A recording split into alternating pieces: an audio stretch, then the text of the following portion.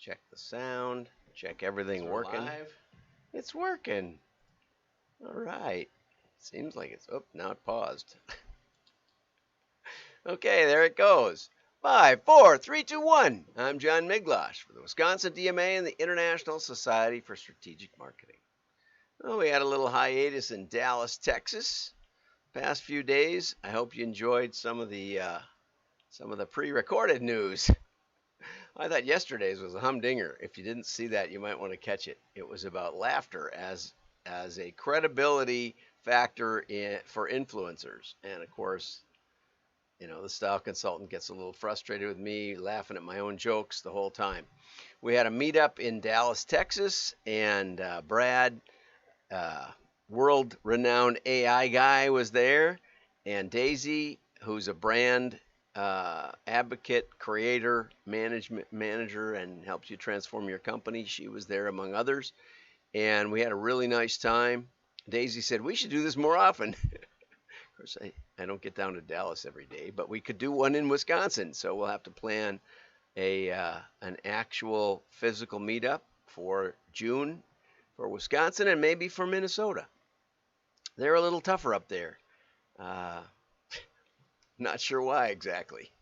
Those Vikings, you know, they need to get out and pillage. But they're out in force now that the weather's warmed up, so that's probably good. Okay, over to the content. We've got a really good one. This is probably the best visualization I've seen of the situation in internet privacy, or lack thereof. So let's go over and check that out. Here it comes. This is by Apple Computer, and it's powerful, I gotta say. Felix? It says Felix. Felix orders a coffee, and then the barista follows him around. Felix. Date of birth? November 5th, 1986. They know his birthday. Tracking his location. Here's what you said last month. Here's what you said last night.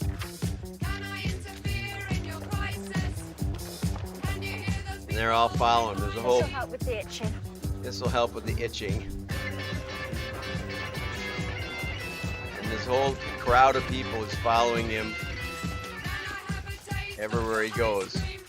Choose who tracks your information. Then he pushes a button on his phone and they all burst into dust. Why don't you mind your own business? That was powerful, I gotta say. That was really powerful. So a new world is coming. And mail might just be the best option available. Might be anyway. But it's really, really coming. And I don't know if you saw the new Apple logo. I had never seen it, but they've got looks like a little padlock. Really like it. Now, you know, do you trust Apple? I never have. But it's an interesting concept, and if you want to deal with GDPR and CCPA and other things, mail is your best option. So let's go on to the news over here. The news is there, and ping, there we go. Deliver fun, environmentally friendly direct mail. And 2 days ago, I did this big thing on recycling and some of the myths around that.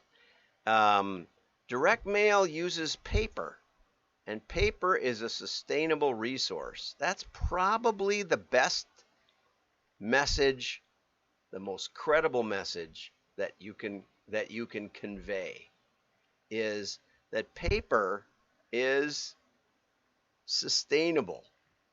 You don't have to worry about that, right? It's recyclable and sustainable.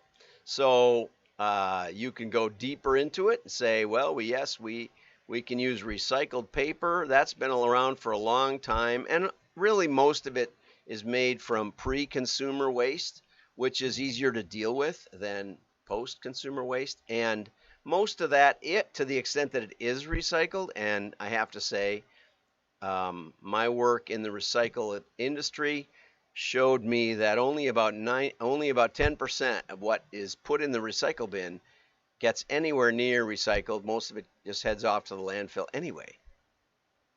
But we pat ourselves on the back and think we're doing a great work. Probably the incinerator is the best use of paper and plastic and the environment, which is what I argued. But one thing I've heard of this, but I hadn't thought about it in a while, is seed paper. You can get paper that's embedded with plantable seeds. So now, probably my guess is, you put it in as an insert. I don't know that I'd make my mailer out of it. Summer didn't include that part. And it's also very, very timely. You have to get it in the mail at the right season, because already now, we've got a window of about the frosts supposedly stop at the beginning of May in Wisconsin, but you better have something planted by mid-May if you want to eat something. And so a lot of people have, hot houses or some kind of other, shelter to start their seeds, which means it's a very time sensitive mailer. I would say it would be a great insert for environmental issues, for fundraisers, for nonprofits. I think that makes sense. Biodegradable window film, that's right up there with the banning plastic straws, in my opinion. But if you took all the weight of the window film in envelopes in the world, I don't think it would matter much. Water soluble paper and compostable bags. The challenge with these, if you really dig into it, that's a double entendre, is that these will they're compostable if you put them in a compost heap. If you put them in a landfill, no, not likely. The conditions for composting in most landfill sites, it doesn't work. So it's this feel-good stuff. And there's so much feel-good in the environmental industry that I really hope the direct mailers don't get in on it. But here comes the meat of this article that I really like. Here are a few paper facts you should know. Okay, the first one was most paper now comes from sustainable forests. That is the point I want to make. And global forests are on the rise. The Sahara Desert has shrunk 8%, and lots of trees. And people make the case that these are not environmentally, or they're not genetically diverse. They're not planting a variety of trees, but they now are in a lot of places. Okay, interspersed with the different crops. I saw a really interesting sustainability farm out in western Wisconsin that planted chestnuts, as an example, which had been wiped out in America. The Asian chestnuts are immune to this blight, but the American chestnuts were hit pretty hard. The Asians, though, can't survive a Wisconsin winter. So there have been some hybrids created, but it takes 8 or 10 years for the chestnut to mature enough to produce a reasonable crop of chestnuts. So rather than plant a few chestnuts that completely cover the farm area, they planted them in rows so that they could plant crops in between. And you can do that with the trees too, and the tree varieties. So anyway, the trees are grown as a crop. And here's another one. This is even maybe a better point. 1/3 of the fiber used to make paper comes from wood chips and sawmill scraps. Another third, although I wonder what the impact is of, now they're burning wood pellets, and they get environmental points for burning wood, and so they're taking up some of that stuff to make wood burning stoves. But anyway, another third comes from recycled paper. So even if you're not using recycled paper, You may be using 2/3 recycled materials in your paper. And this is a really good point, is that pre-consumer waste is largely used. And that makes tons of sense. And even the waste on the printer rolls when you run your web presses, as you know. So just 11% of the world's forests are used for paper. And in the U.S., the wood used to produce paper increasingly comes from certified forests.